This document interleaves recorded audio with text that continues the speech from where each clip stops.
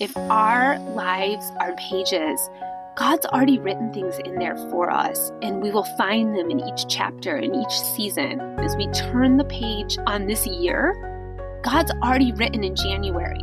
He's already written in 2025.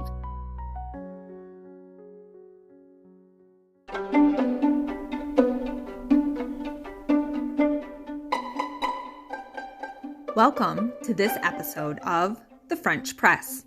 Let me pour you a cup of coffee while we talk about intrigues of faith, pages we've dog-eared, and the life in between on The French Press.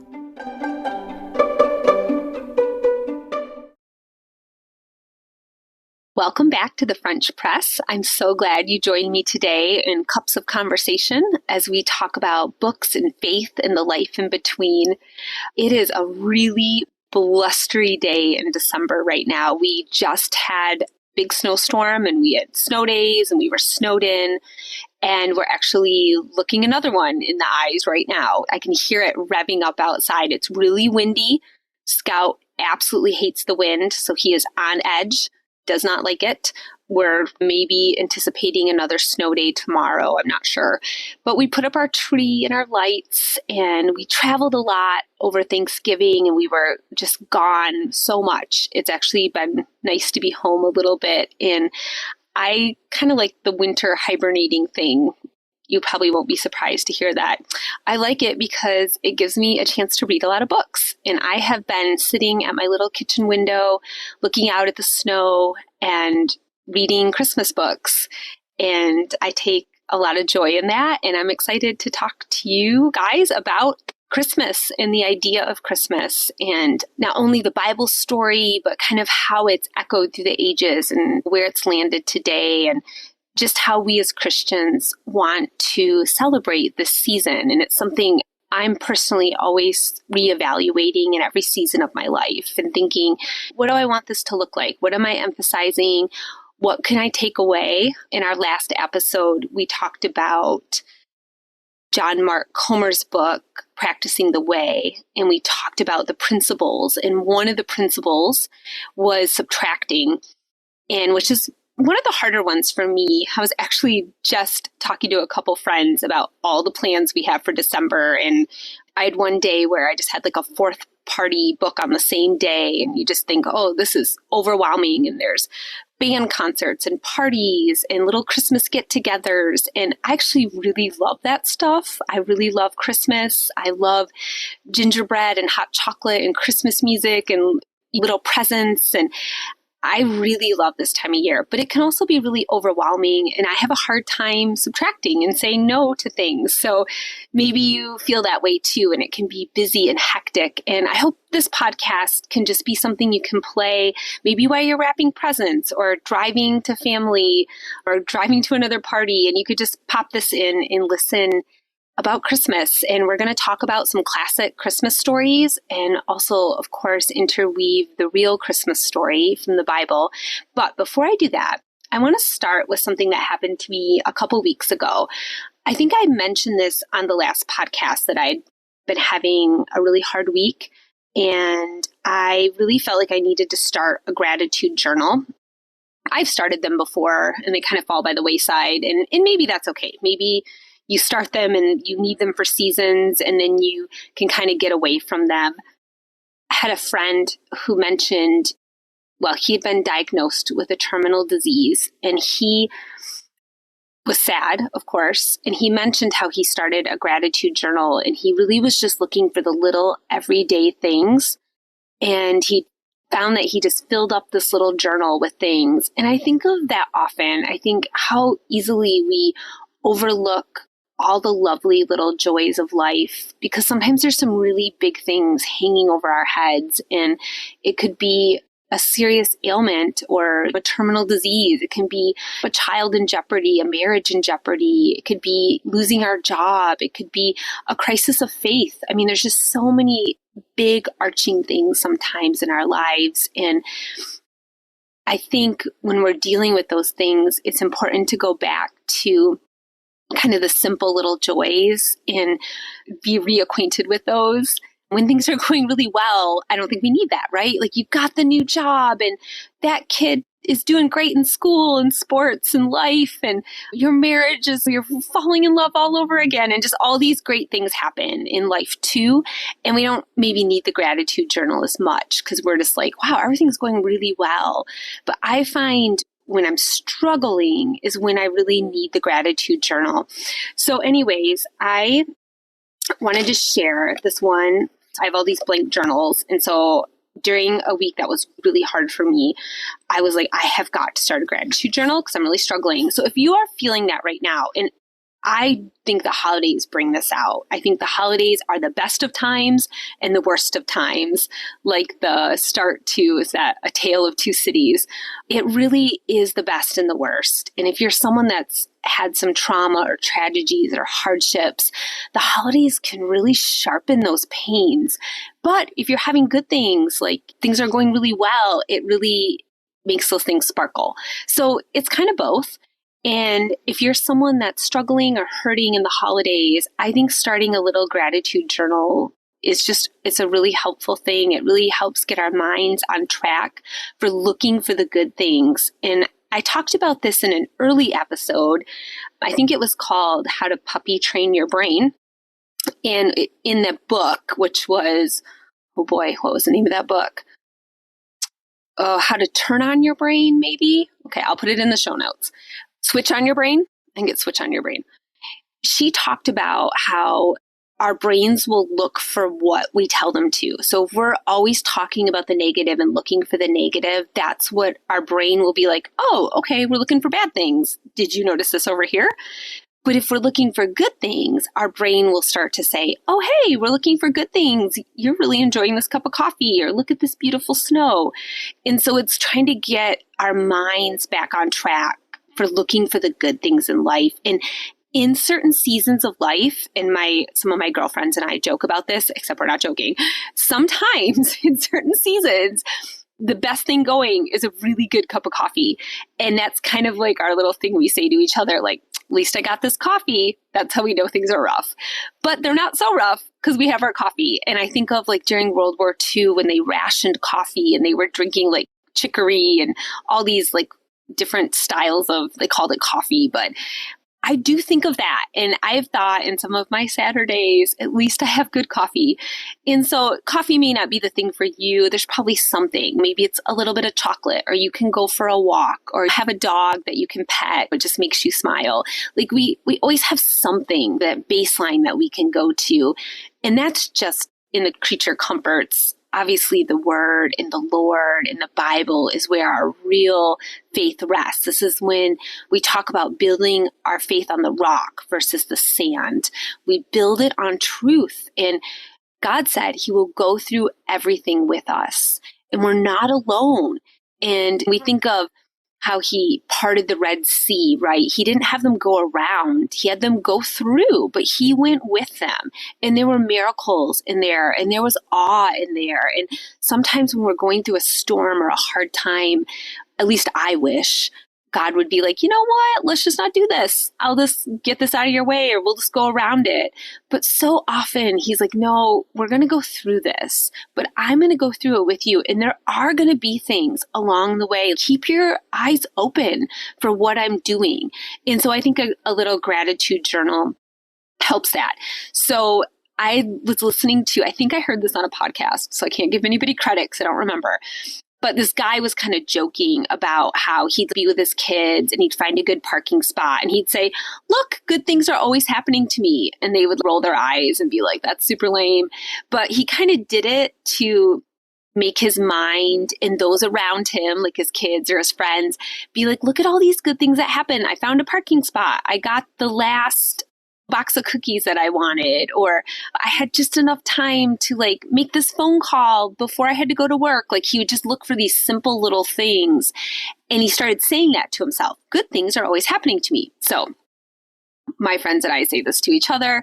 And so I wrote this on the journal, right? I was writing, good things are always happening to me, kind of tongue in cheek, but I messed up the word good. And I actually wrote the word God. And I thought, oh, well, that's interesting. That's probably better. God things are always happening to me. So that is the name of my little journal. And like I said, I just pulled out a blank journal out of the stack of journals I have.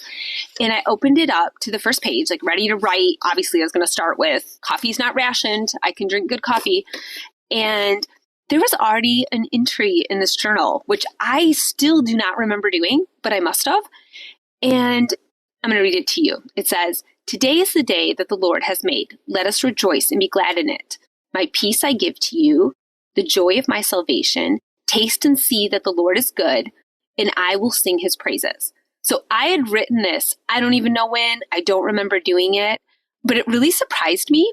And I thought, oh, how interesting that I happened to grab this particular journal out of a stack of blank journals. And it's one that I'd already written in. And I had written like these good things in it. I'd written praises in it to remind myself that I have God's peace, I have God's joy, that the Lord is good, and that I am to sing his praises. And it just made me think how he's always working behind the scenes in our lives. He knew I'd grab this particular blank journal, and he had already had me write these things in it, preparing for this journal. And I think he's doing that in our lives in so many ways. And one really amazing story about that is Jesus coming as the baby, right? Coming as a human. God knew when things went down in the Garden of Eden, when humanity sinned, when we were separated from God, he already had a plan in action. He already knew, I will send my son as a baby, and those who believe on him can be reconciled with me, and he will die and shed his blood so the price for sin is paid, and those that believe and trust in Jesus can be reconciled to God. And he had already made that plan. And it made me think of this journal, like it's already been written in. Your story's already been written in. If our lives, our journals and pages, God's already written things in there for us, and we will find them in each chapter and each season as we turn the page on this year. God's already written in January. He's already written in 2025. And so I just wanted to share that with you guys. I think it's an interesting way to think of things as you have encounters with people or things work out or don't work out. You can think, okay, God already wrote here. He already wrote on this page. And sometimes it's a hard writing. Sometimes it's, okay, you're going to go through this. You're going to actually go through the Red Sea. We're not going around. And sometimes it's encouragement. And sometimes it's peace, even though there's a storm. And sometimes we sing his praises, even though we had to start a gratitude journal because we were struggling.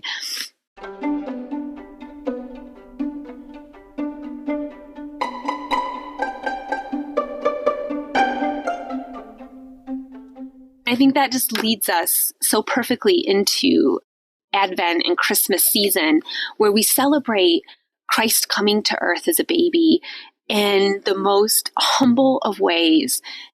We think of a king, God of the universe, that God of gods and Lord of lords, King of kings.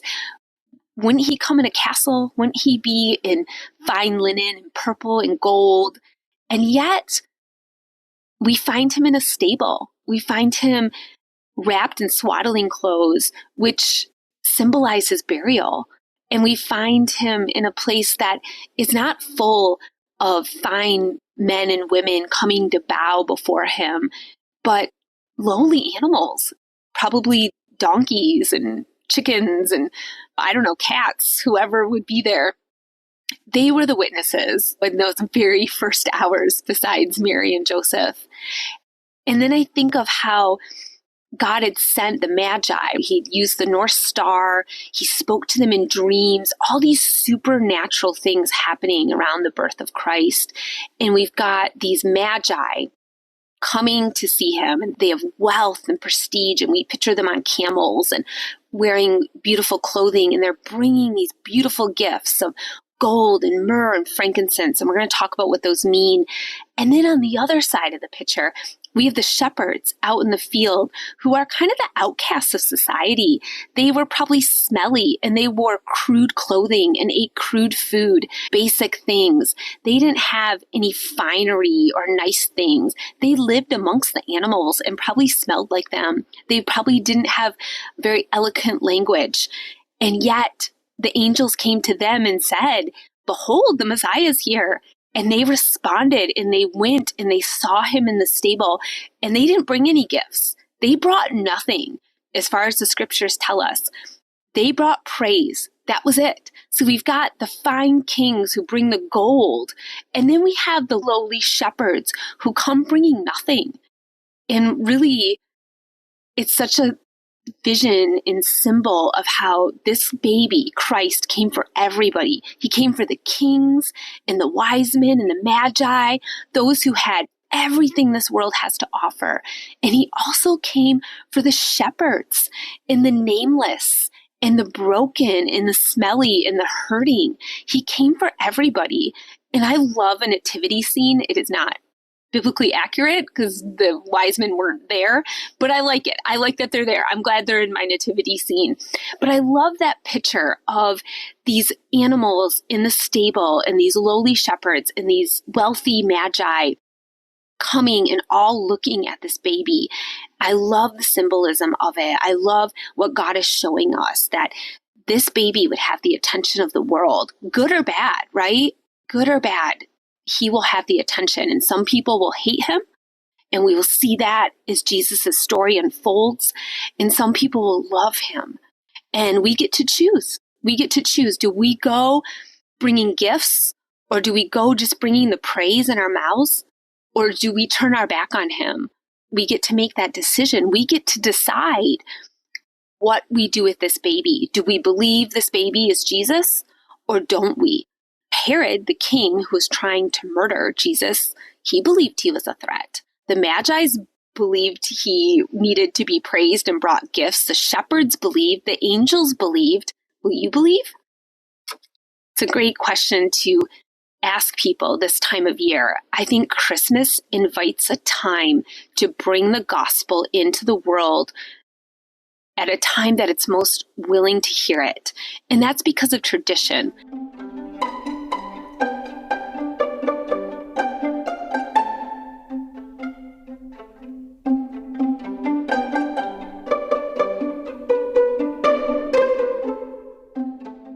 We're going to move into tradition in Christmas right now. The book I'm reading is called 12 Classic Christmas Stories, A Feast of Yuletime Tales. And it is edited by Timothy Larsen.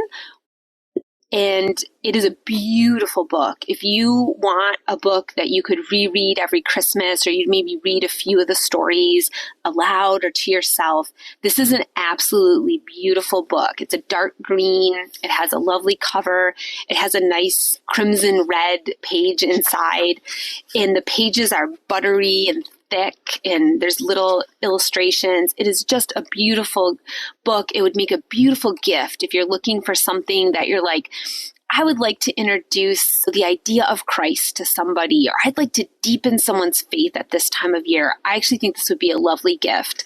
And what I like the most so far, I'm about halfway through the book, but what I like the most so far is actually the introduction. So Timothy Larsen, I'm very impressed with you. And I want to talk about the introduction, because he really introduces why we do the traditions of Christmas. Sometimes I think growing up, when we get to be young adults, maybe, and we're like, why do we do all these things? Like, at least I did that. I was like, do we really need to do all these traditions? And, we do these things over and over every year. And I have come in this age and my middle-aged to see the importance of them and the beauty of them, and that this time of year allows for traditions that go all the way back to the Bible, that bring in the Advent, that bring in that nativity scene, and it becomes alive during this season of the year and allows us to talk about it. And what I like is that you can walk into the most secular, worldly places, and they will play Christian hymns this time of year. And I've sat in places with posters all around me that are very anti-God and all about all the opposite things of Christianity. And yet there's a Christmas carol about Christ playing over the loudspeaker. And I love that. I love that Christmas allows a place for God in people's lives and hearts that it doesn't on a different time of the year. Now, if you just let them in at Christmas and that's it, not much is going to happen. But if you as a Christian can nurture that and guide that in people, this could be your opening. Christmas could be the opening. People's hearts are soft. People are merrier and brighter, and they're more accessible because it's all around us. And there's been a war on Christmas in our lifetime. I think a few years ago, we had to say happy holidays, right? Like you couldn't say Merry Christmas. Well, as I read the introduction, I realized this isn't the first time there's been a war on Christmas. I thought it had been, frankly, in my naivety. But throughout the ages, people have tried to shut down Christmas or this idea of Christmas.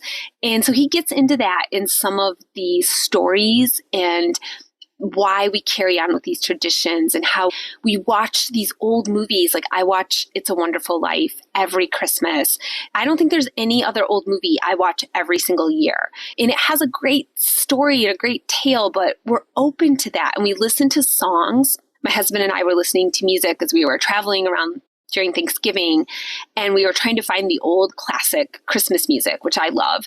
And we were just talking about how old some of these songs are, and yet they are in our modern day just at Christmas. Yeah, some of those other songs might pop in here and there throughout the year, but Christmas, every year we come back to these movies, these stories, these songs. We come back to these traditions, and we have the tree and the gifts, and there's some controversy around all that. And I understand if you're someone that's like, we don't do that, here's why, I hear you. I do it because I think it brings in that invitation of talking about God and talking about the baby, Jesus, and who he becomes. Some people, I think we like to keep him as the baby. That's easy. It's easy to love a baby. He hasn't said anything yet. He hasn't done anything controversial yet. But if we can follow that through with people and be like, this baby that we're celebrating at Christmas becomes a man, and he becomes a man that turns the world on its head. He upsets everything. And he dies on a cross and defeats death and pays with his own blood so you can have eternity with God. What a wild story that this baby goes on to have. And he's still alive today, and you can have a relationship with him right now. And that is what I hope Christmas carries into the year, is we kind of look at this story of expectant, of what's going to happen? What's this Messiah going to do? We already know, of course, and we can share that with the world. And we're on the other side of this story. It's fun to look at it in its origins, in its infancy, and what's happening and with the shepards. And I love all this. And I think it's important to talk about it every year. But we're on the other side of that story. We're in the church age. We're in the age where Christ has already paid the penalty. And we get to live in that, and we get to look back and say, wow, look at all the symbolism. Look at what all that meant. Look at how that set the world on fire, and it's still on fire and will be until Christ's return.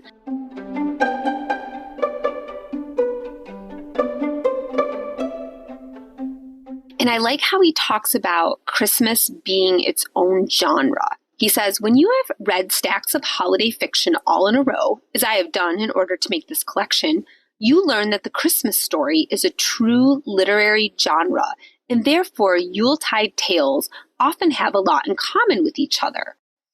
I have found myself, now that I realize a Christmas story is its own genre, I don't think I put that together before he explained that to me, I now find myself looking for that as I'm reading through Christmas stories or movies. There is something happening here that is unique to the Christmas story. He says, given our culture's emphasis on Christmas joy and jolliness, it's the most wonderful time of the year. One perhaps somewhat surprising element is suffering. There's poverty and illness. There are widows and orphans. The word myrrh means bitter. It speaks of sorrow and death. Myrrh was used to prepare Christ's body for burial. That's found in John 19:39. Every Christmas story does not bring the glitter of gold or the sweetness of frankincense. Sometimes Christmas stories bring myrrh. Many of these myrrh tales that carry some of the sadness of the world inside them, however, end up not with the sorrow of death, but with the triumph of resurrected life. At Christmas, we remember that Jesus came to give us life.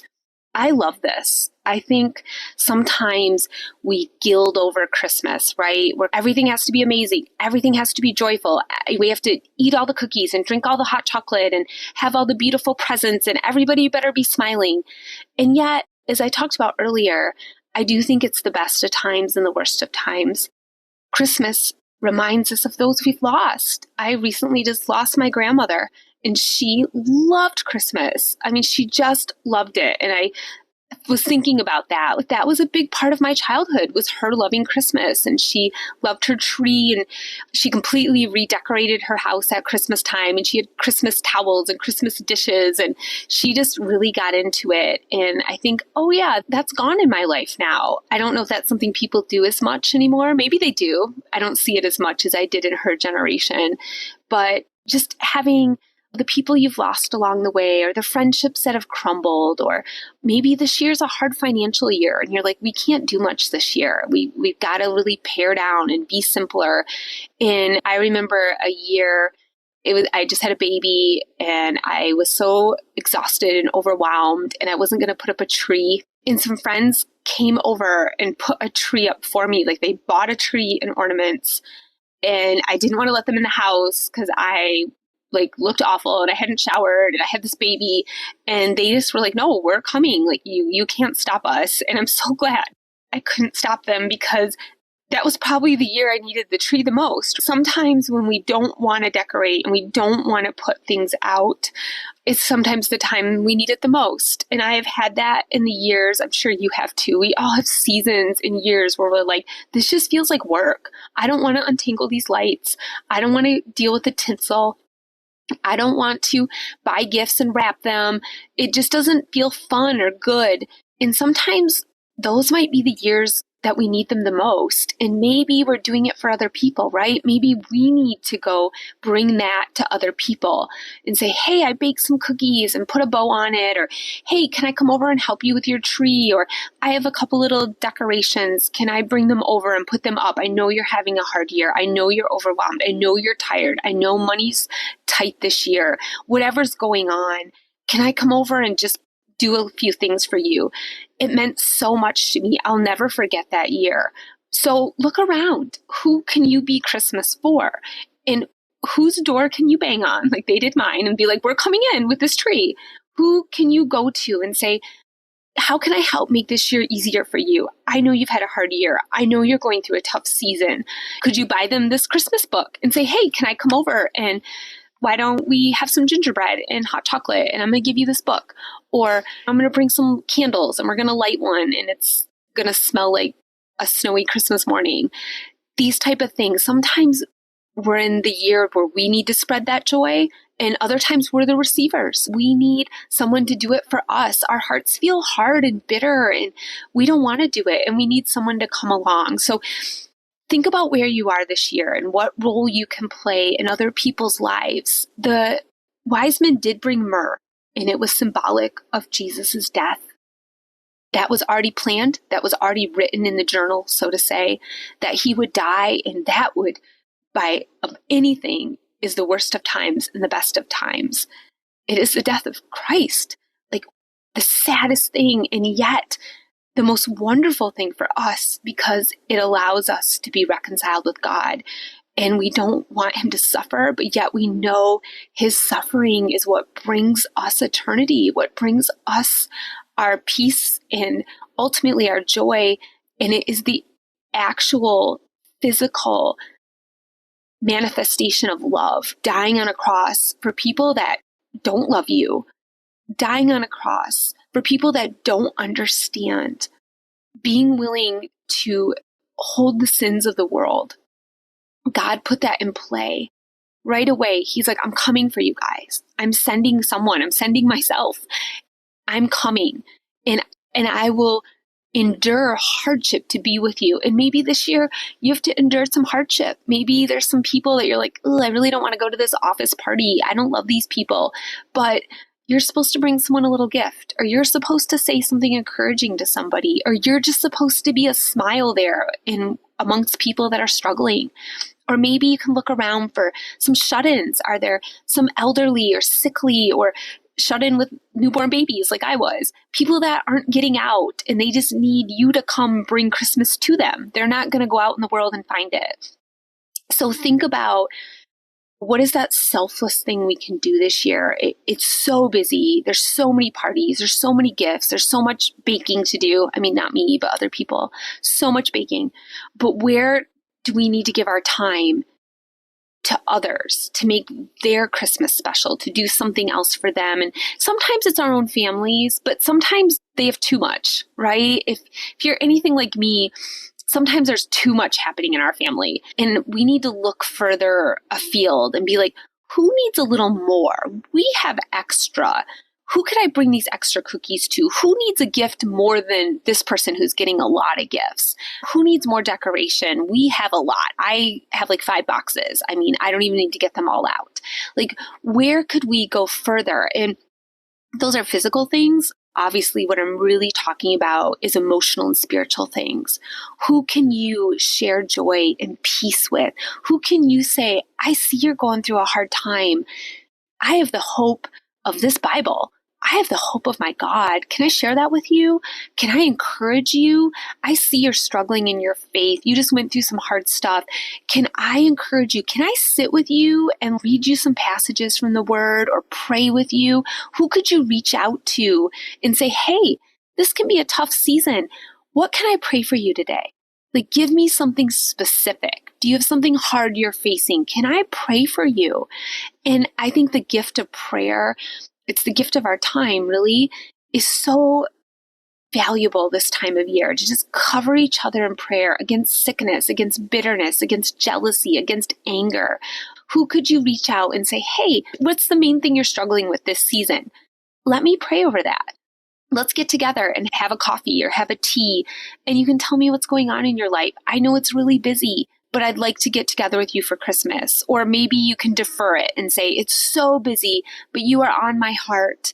Can we get together in January? I just want you to know you're important to me. You matter to me. Think about that. Pray about that.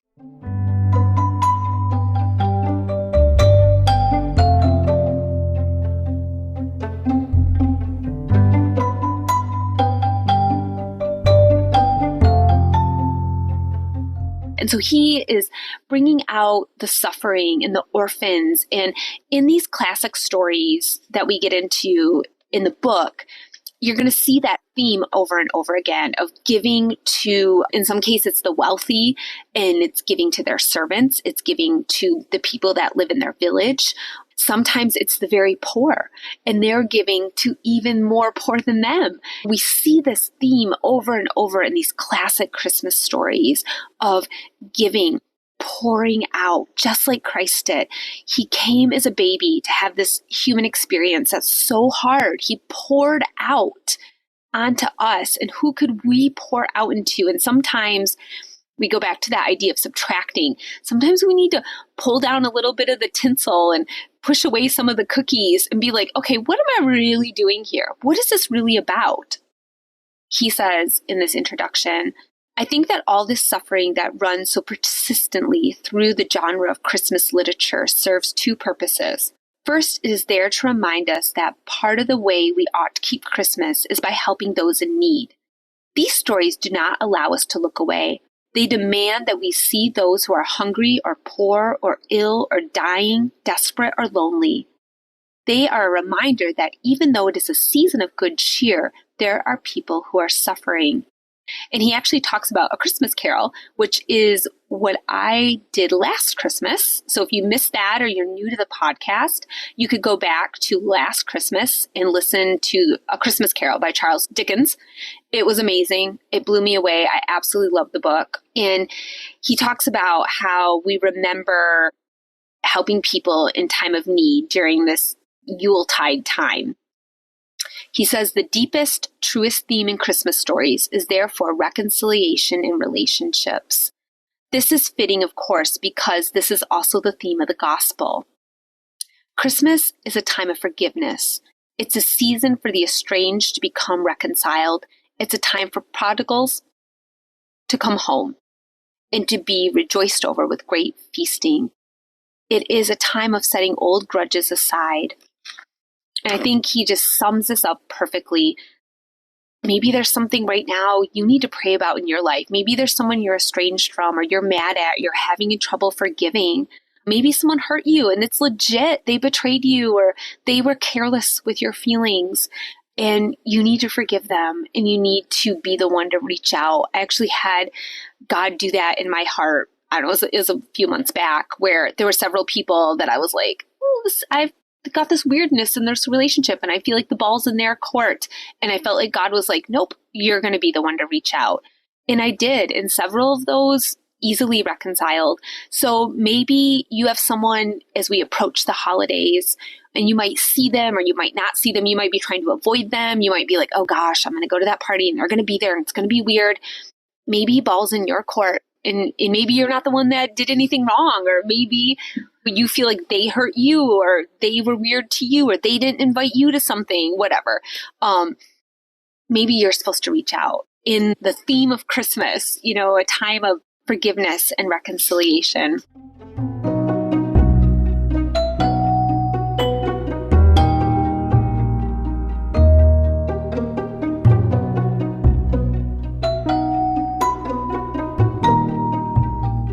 So we're going to move into the first story, which is called Tilly's Christmas, and it's by Louise Alcott, who, of course, she's one of my favorite authors. She did Little Women. I considered reading Little Women this Christmas, but I ended up with this book instead. But one of my all-time favorites is Little Women. I love every movie version, and I really enjoy Louise Alcott. A lot of these stories in the book are very short. They're just a couple pages. Some are a little bit longer. So Tilly's Christmas is very, very short. It's a story of how even if you have very little to give, that you still have something to give. And it's this girl, and her name is Tilly, and she's very poor, and she's not going to get any presents, and she doesn't have anything coming for her over Christmas. And she's walking with some friends, and the one friend is saying, oh, I'm so excited for Christmas. I'm going to get so many presents. And the other one is like, oh, I won't get much. I'll just get like a pair of mittens. And then Tilly's like, I won't get any at all. And I think here's the magi and the shepards, and here we all are again. Some of us will have giant, huge, amazing Christmases. Some of us will just have regular Christmases, and some of us will have very little. And there's a place for all of us in that stable. There's a place for all of us to worship Jesus, to worship God, be it if we have a lot or if we have a little. And so Tilly is representing someone who has very little. And yet she had so much to give in this story. She is walking home and she finds a bird that's like almost dead. It's like a dying bird. And she takes this bird home and she's like, this is my present, this half dead bird. This is what I get to have for Christmas. And she takes it home and wants to nurture it and help it. And she brings it home to her mother and they have nothing. And they kind of say, that's okay. We're going to make the best of what we have and we're going to be merry in spite of everything. I really like that idea. Sometimes that's the reality of our Christmases some years. We're going to be merry in spite of everything. We're going to celebrate the birth of Christ in spite of everything. Sometimes it's because of everything. Like, what a great year. What a great time. Other times it's like, even though it's hard, we're going to have merriness this year because Christ was born. And it says here that her and her mother make this little Christmas together. It's very simple. And it says it's such a poor little supper and yet such a happy one. For love, charity, and contentment were guests here. I love the way she phrases that. Love, charity, and contentment are guests here. Are they guests in your home this year? When you plan your Christmas party or your Christmas morning or your Christmas Eve get together, if you're going to a big fancy dress up party or you're home in matching pajama party, whatever you're doing, are love, charity, and contentment guests? Or are you looking around being like, I wish I had what they had, or I don't like the way this party went down, or I don't like this person? Or are we able to find these things seated at the table with us, be it a really simple, humble meal like Tilly and her mother were having, or be it a feast and a banquet? Are we having these things sitting at the table with us? They talk about the pleasure of doing good and in being good to others, and they didn't have much, so they couldn't do much, but they could be good to this little bird, and they could nurture this little bird. And I think sometimes it's all we got. Sometimes you're bringing someone a Christmas tree, and other times it might just be a phone call or a text that's just like, hey, you're on my mind. I love you. There's not much I can do right now, but know that you're in my heart. At night, they put a Christmas light in the window, and they talk about the reason they do that, which I really like this. And it made me think about why we do Christmas lights. I love Christmas lights. If you were like, do you want to get hot chocolate and look at Christmas lights? Yes, I'm your person. I absolutely love lights. I wish the whole world was full of Christmas lights. So I like this idea of what this represents. And she says, I like to have our little light shine out in the evening, for the road is dark and lonely just here, and the twinkle of our lamp is pleasant to people's eyes as they go by. And that just made me think of why we put up Christmas lights, is to bring a little bit of joy to somebody. But of course, the bigger meaning, what is the light of our life? What is what actually is the light in our heart? And that's the love of Christ. And we can put up a million twinkle lights, and we can put them all around our tree in our house. But if we don't have the love and the light of Christ inside of us, we're not bringing that true joy to anybody. So can you carry that light inside you? And when you meet somebody, you come across them out and about at school, at church, at work, at playgroups, at meetings, can you bring that light with you? Because maybe that person you're seeing is on a lonely bit of road. Maybe they're going through a hard time, and your smile, your pat on the shoulder, your simple plate of cookies, or your little gift of a book might be that light on a lonely road. And so it's important to think about who's around us and who we can bring that light to, just like Tilly's mom made sure to put her light in the window because that was a lonely bit of road. And she knew what it was like to be on a lonely bit of road. And the story ends with the bird comes about and does well, and they're so excited to have it. And it doesn't fly away, but it stays with them. And then at this very end, she says, the faithful little friend who did not fly away, but stayed with her till the snow was gone, making summer for her in the winter time. I love that phrase. I like winter. I'm kind of weird. I like snow. I like this season for a little while anyways. But I love this idea of summer in the winter time. Who can we bring summer to in the winter time? Winter is a time of things freezing over. The leaves fall, the flowers die. It's desolate. It's dark. There's not a lot of sunlight. It's kind of that time of solitude and quiet. And God has built cycles and seasons into our lives and our days and our years on purpose, and they all have a role, and winter has its role, and there's so much beauty in winter, but sometimes we long for summertime in the winter. So who can we bring a little bit of summertime to in these winter months? It's a sweet little story. You could read it obviously in one quick sitting. I did really enjoy it.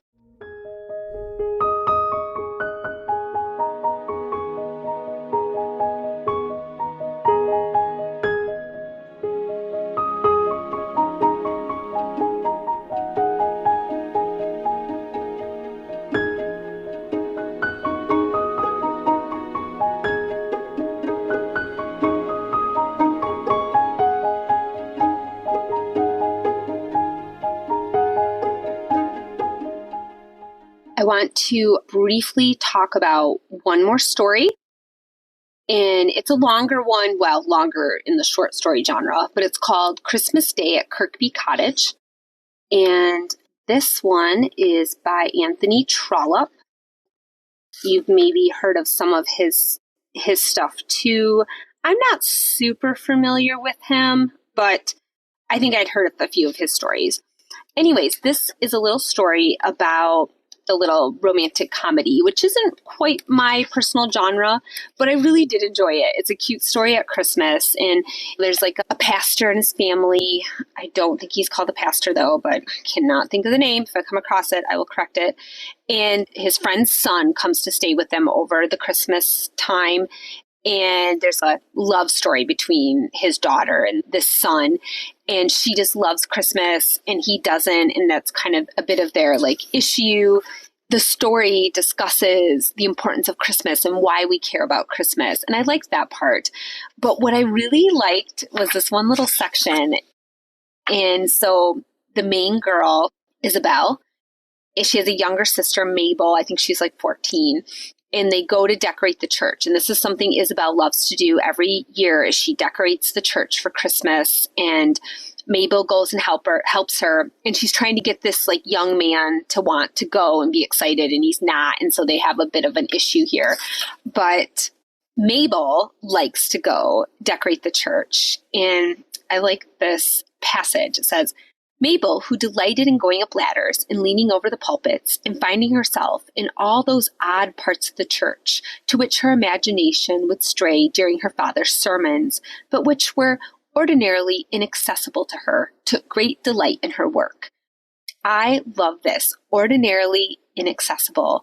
This is kind of what I was talking about in the beginning of this podcast. I talked about how Christmas allows us to get into people's hearts and lives in maybe a different way than any other time of year does. There's just something about Christmas that people are willing to listen to Christmas carols about Christ. They're willing to go to church. They're willing to maybe watch a live nativity or watch a Christmas movie that will talk about Christ.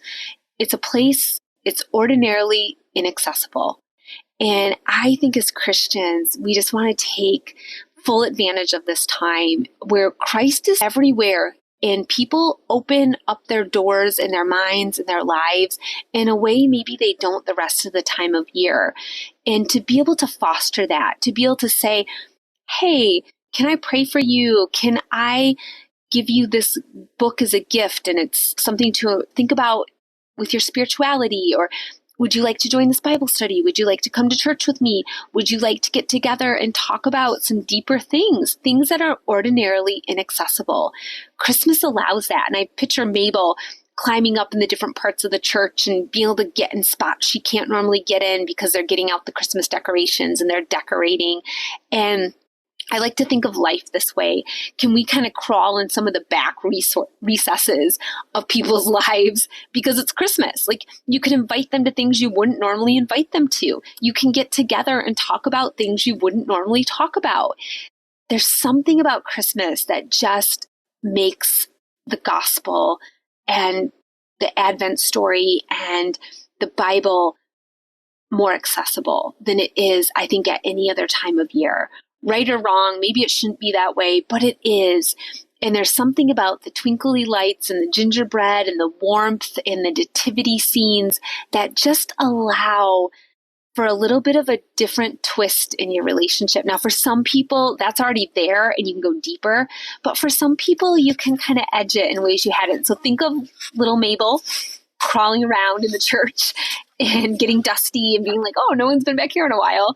And maybe you can dust off someone's faith for them. Maybe you can say like, hey, have you read your Bible? Do you have one? Can I buy you one? Do you want to read it together? Do you want to talk about it? Do you want to come visit my church? We're doing a Christmas play. Or I have this book I want to give you. Do you want to read it together? Or maybe you show up at someone's door with a tree and a Bible. Or maybe you show up with some fresh baked cookies and say, hey, can I sit and pray with you? So remember these themes of the Christmas genre. There is suffering this time of year. There is hardships. People are hurting, but people are also willing to find the joy and the light. And we bring the light. We have the truth. We are not a twinkle light that will burn out. We are eternal. And God has given us a mind and a heart and a soul to love Him. And if we can help others do that, it is the ultimate joy. Because ultimately, as the Bible says, it is better to give than to receive. Thank you for listening to this Christmas podcast. I hope you have a great December and find lots of opportunities to get in those inaccessible parts of life.